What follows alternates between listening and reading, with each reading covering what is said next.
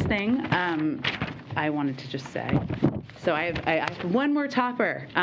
This is my last briefing, and it is, Brian. And I wanted to start with a series of thank yous. I promised myself I wasn't going to get emotional. Whew. Okay.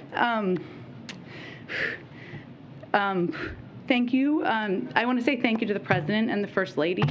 They entrusted me in serving in this role for the last 15 months. And I talked about this a little bit before, but during my first conversation with them, which was in November of 2020 after the election, I was very nervous when I went to see them in Delaware. And really what we talked about for the majority of our conversation was the importance of returning integrity, respect, and civility to the White House. The small sliver of my job here in engaging with all of you, that doesn't not mean that we haven't let our Irish side show, mine and the President's as well, from time to time.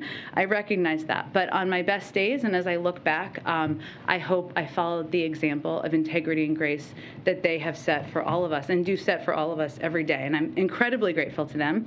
I'm not going to get everyone here, but I want to thank, there is a Biden family that is extended and expanded far beyond the Biden named family, and that includes people who have worked with the President and for the President for many years. Ron, Anita, Bruce, Cedric, Kate, J.O.D., Donald and Rochetti, Susan, Deese, Jake, Evan, Annie, Elizabeth Alexander. There's so many others, and the reason I mention them is because part of my job, or anyone's job in this role, is to represent and talk about the policies and the work of any administration.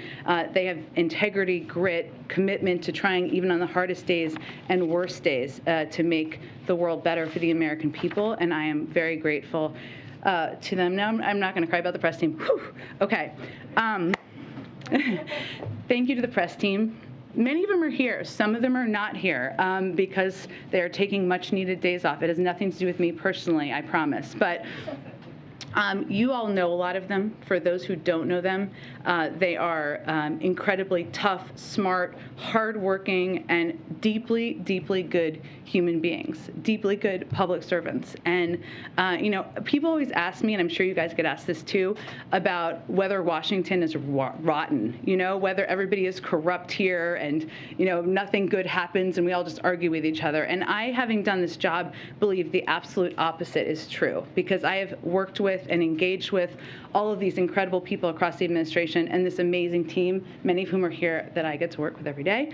And as I said about Karine last week, these people are already the stars of the team, but they're going to be shining stars in the future, and I'll miss them a lot. Okay. Whew. I promised myself I was going to keep it together. I'm not. This is the last part of this. I want to thank all of you in this room. You have challenged me, you have pushed me, you have debated me, and at times we have disagreed.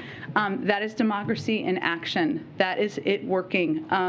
Without accountability, without debate, government is not as strong. And you all play an incredibly pivotal role. Thank you for what you do. Thank you for making me better. Most importantly, thank you for the work every day you do to make this country stronger. And I am very grateful to all of you as well. So thank you for your role and to the role of your colleagues here and around the world.